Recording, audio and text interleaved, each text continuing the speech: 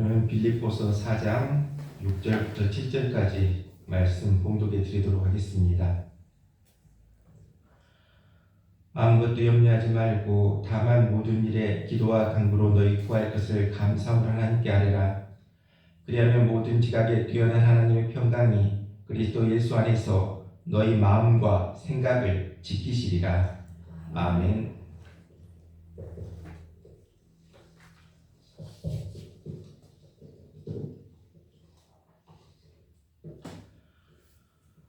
어느 나라에 네 왕자가 있었습니다. 어느 날 그들은 서로 전 세계를 이렇게 두루다니며 특수한 과학을 배운 후에 다시 만나기로 하고 왕궁을 떠나게 됩니다. 이제 오랜 세월이 지났습니다. 네 왕자는 다시 만나게 됩니다. 그리고 서로 배운 과학 기술을 서로 이야기하게 됩니다. 첫 번째 왕자는 이와 같이 이야기합니다. 나는 한 조각의 생물의 뼈만 있으면 거기에 붙일 근육을 만들 수 있는 과학을 배웠다고 말하고 있습니다. 두 번째 왕자는 나는 뼈에 근육이 붙어 있다면 피부와 털을 돋아나게 하는 기술을 배웠다고 말합니다.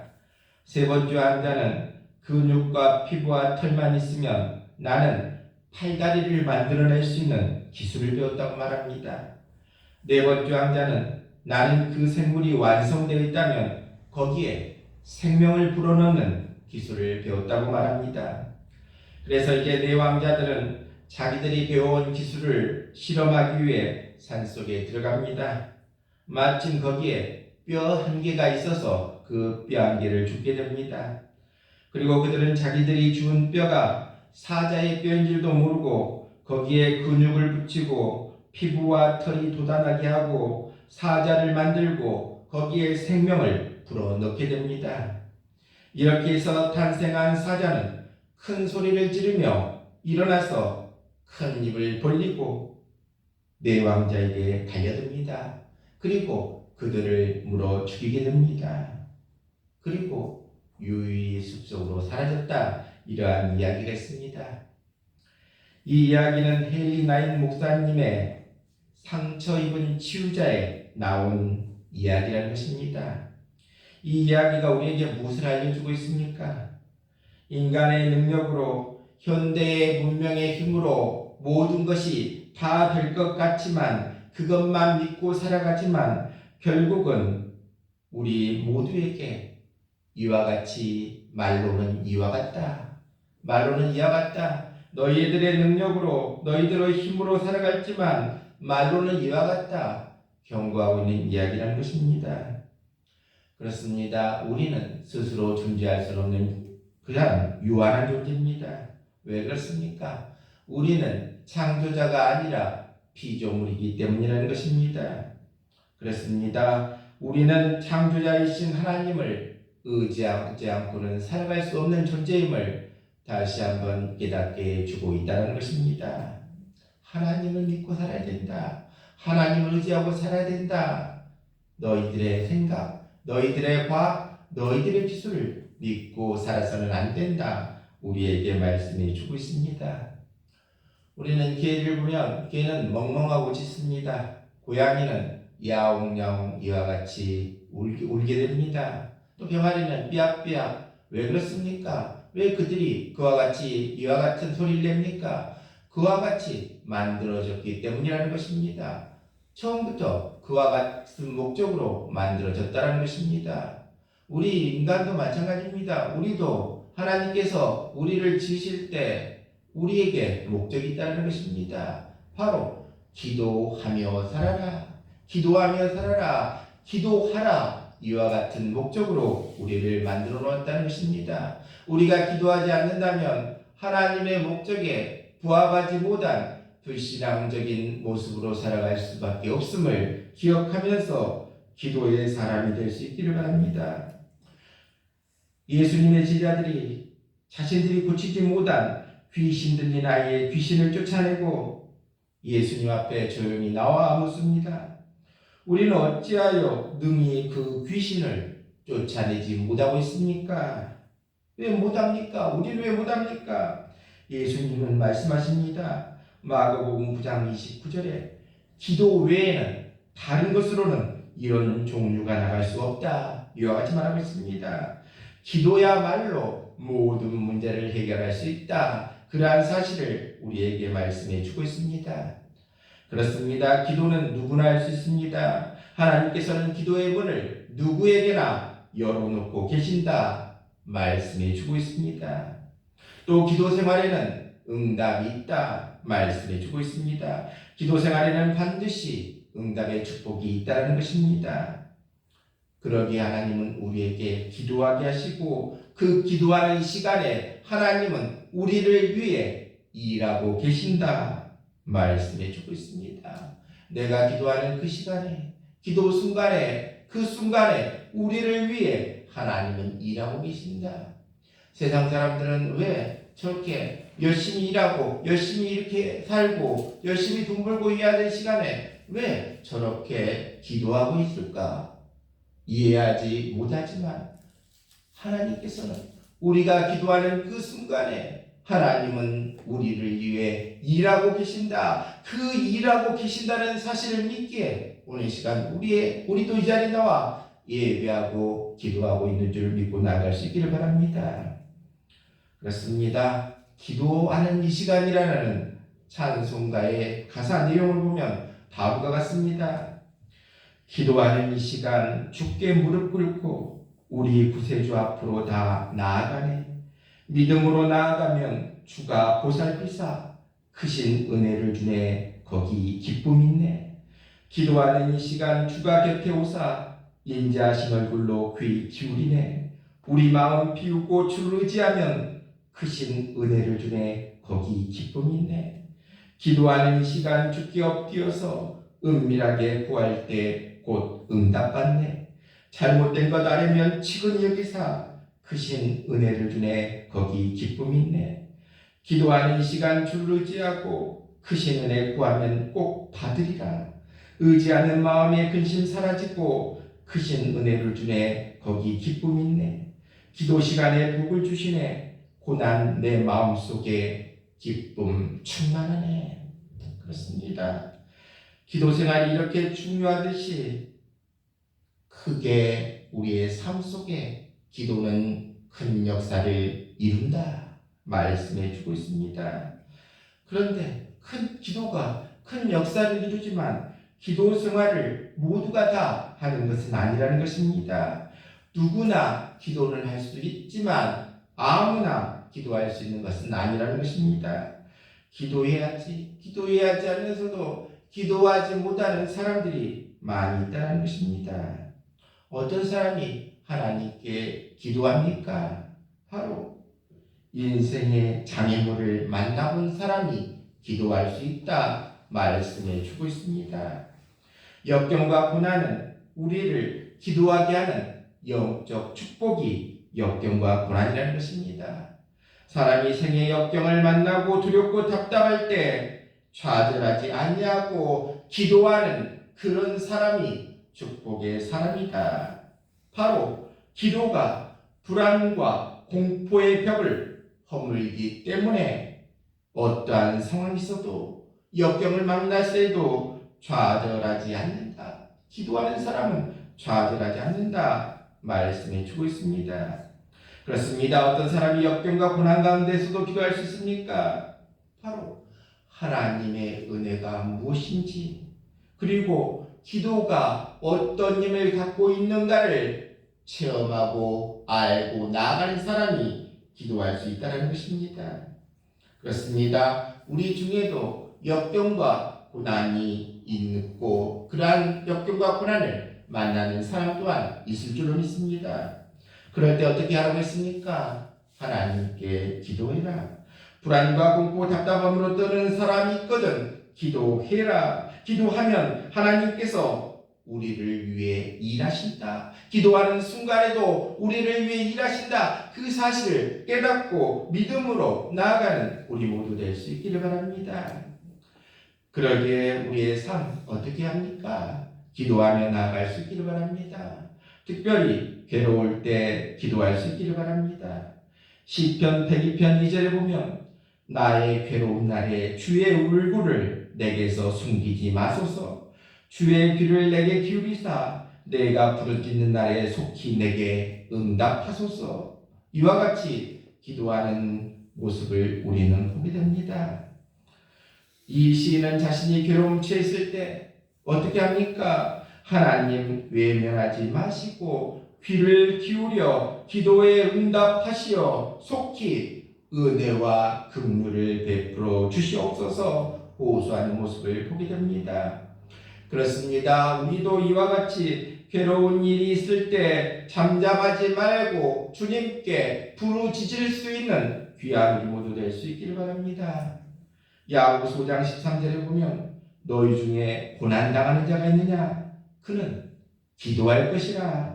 5장 15절에 혹시 죄를 범하였을지라도 사하심을 받으리라 말씀해 주고 있습니다.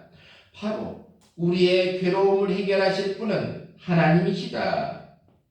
하나님께 부르짖어 기도하는 길이 괴로움에서 벗어나는 길이다 말씀해 주고 있습니다. 괴로움으로 뼈가 숫덩이처럼 타오릅니까? 괴로움이 날로 깊어갑니까? 바로 하나님께 기도할 수 있기를 바랍니다. 하나님께 기도하면 모든 문제를 해결해 주시고 평안을 얻게 해주신다. 그 말씀을 믿고 기도하며 나아갈 수 있기를 바랍니다.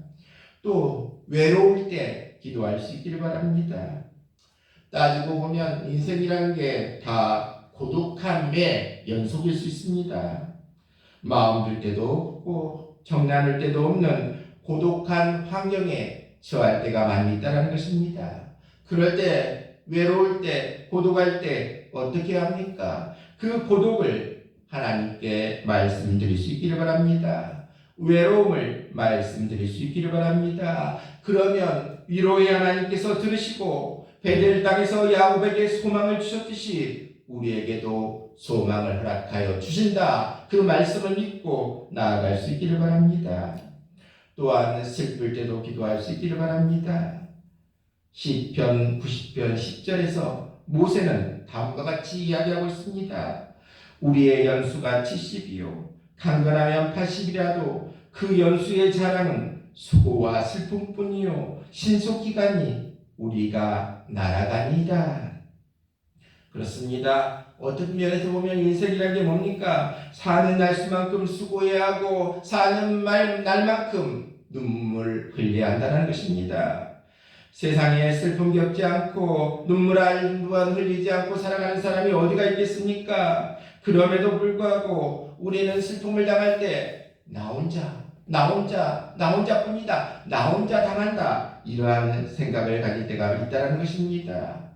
그럴 때 어떻게 합니까? 나 혼자 이렇게 큰 고난을 당하고 있구나. 남들은 다 잘 되는데, 남들은 잘 사는데 나 혼자만 이렇게 고통을 받고 있구나. 이럴 때 우리는 어떻게 합니까? 기도할 수 있기를 바랍니다. 그 어떤 슬픔도 주님의 위로로 해결될 수 없는 슬픔은 없다는 것입니다.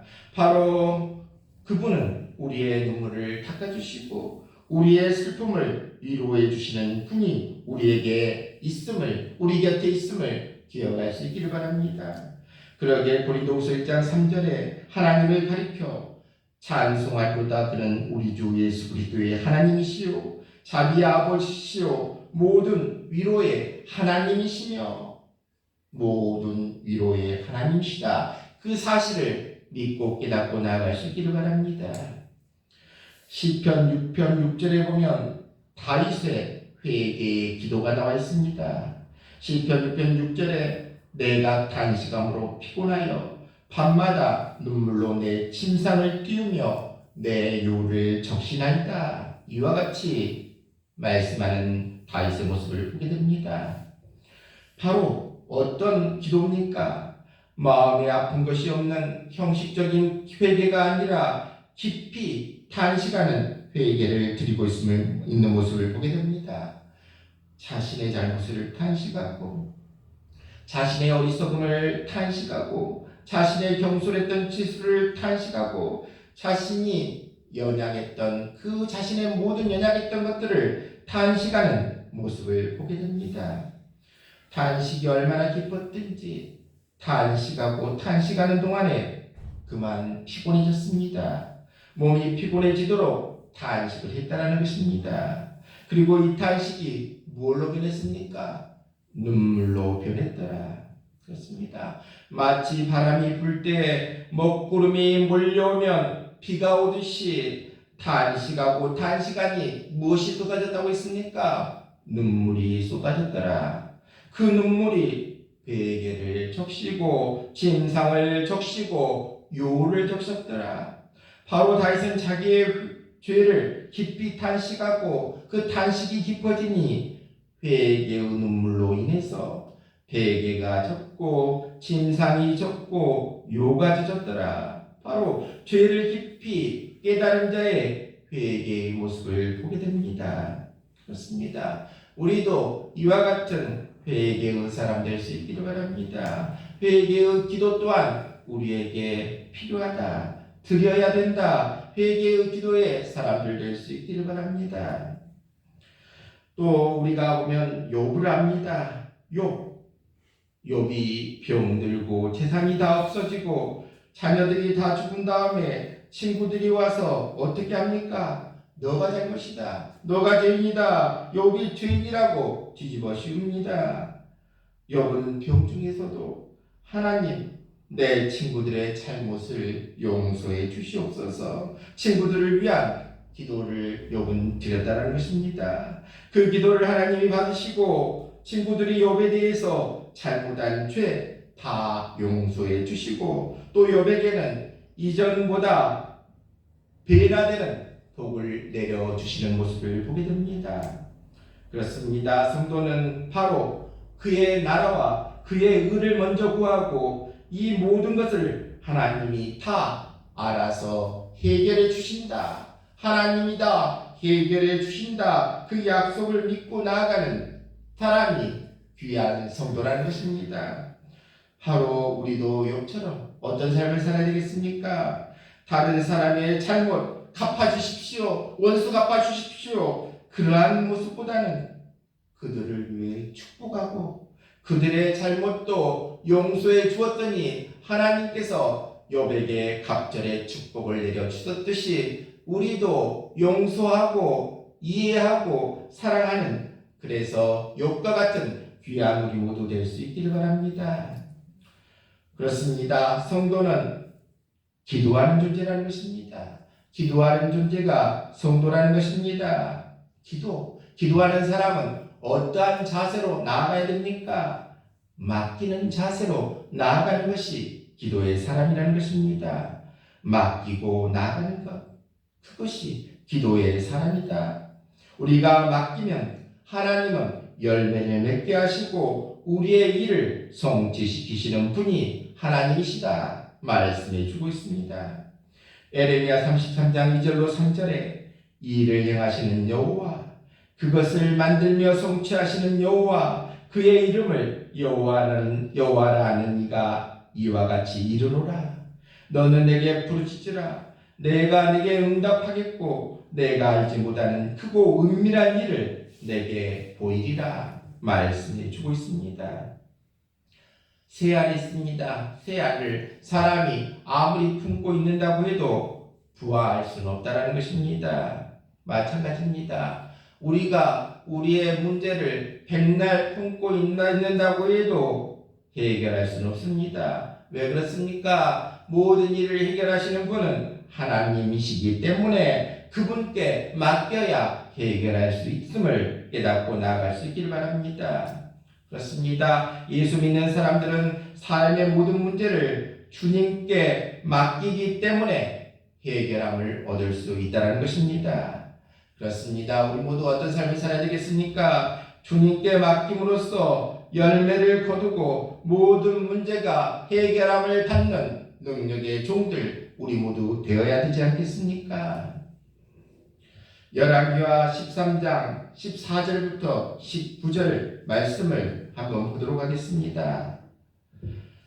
엘리사가 죽을 병이 들매 이스라엘 왕 요아스가 그에게로 내려와 자기 얼굴에 눈물을 흘리며 이르되 내 아버지여 내 아버지여 이스라엘의 병고와 마병이 하매 엘리사가 그에게 이르되 활과 화살들을 가져오소서 하는지라.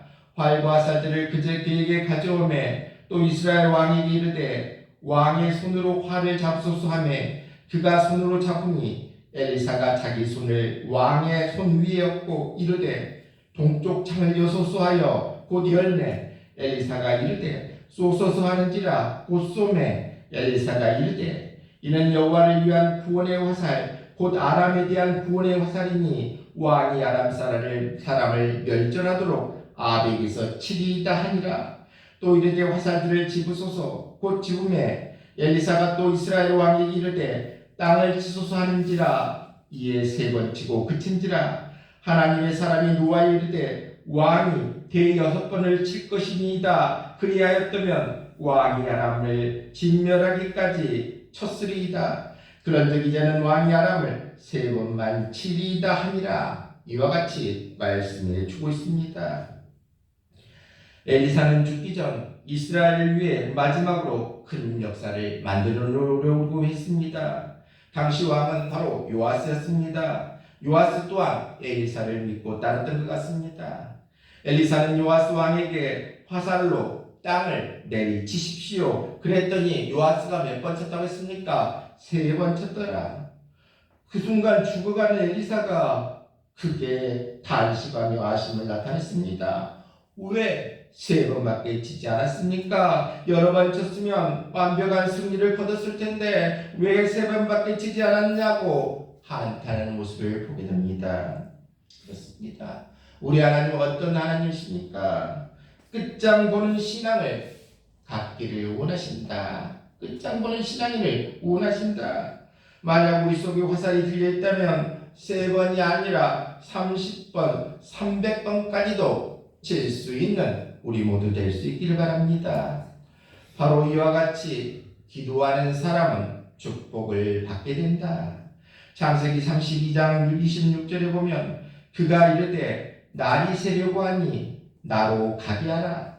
야곱이 이르되 당신이 내게 축복하지 아니하면 가게 하지 아니하겠나이다. 축복하지 않으면 가지 아니하겠나이다. 그렇습니다. 끈질기게 기도하는 야곱의 모습을 보게 됩니다. 그렇습니다. 우리가 아무리 노력한다고 수고한다고 축복받을 수는 없다는 것입니다.